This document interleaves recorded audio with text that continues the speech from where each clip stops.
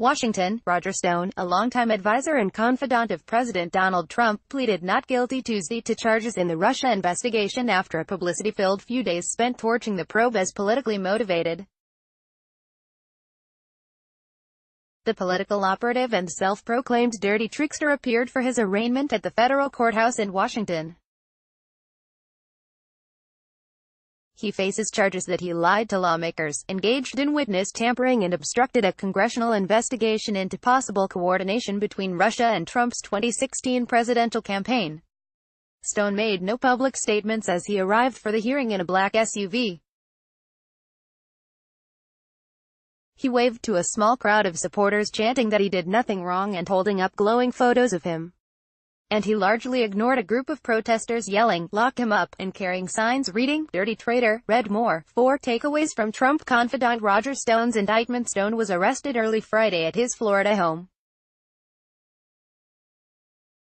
He appeared in federal court in Washington amid new signals about special counsel Robert Mueller probe's endgame.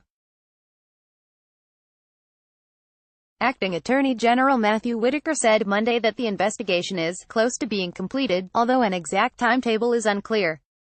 Mueller's continued interest in hearing from Stone aide Andrew Miller, who is fighting the grand jury subpoena, indicates the special counsel could be pursuing additional criminal charges against Stone or others related to WikiLeaks' release of hacked material during the 2016 election. A self-described dirty trickster, Stone is the 6th Trump aide charged in Mueller's investigation. The indictment does not accuse Stone of coordinating with Russia or with WikiLeaks on the release of hacked Democratic emails. But it does allege that he misled lawmakers about his pursuit of those communications and interest in them.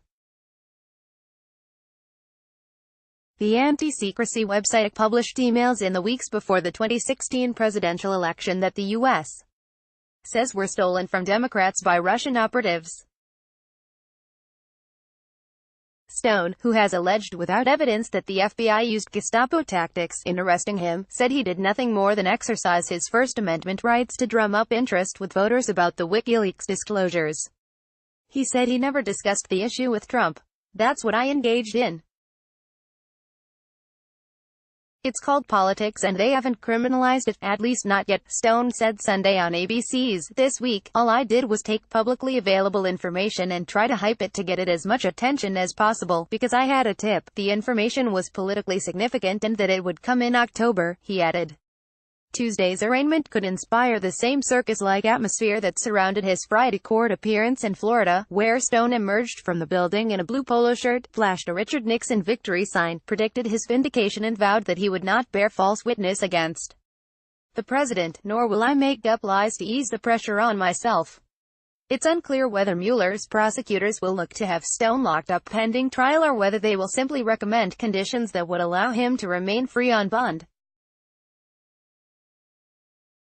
It's also possible that U.S. Magistrate Deborah Robinson might impose a gag order to prevent Stone from discussing the case. Associated Press writer Colleen Long contributed to this report.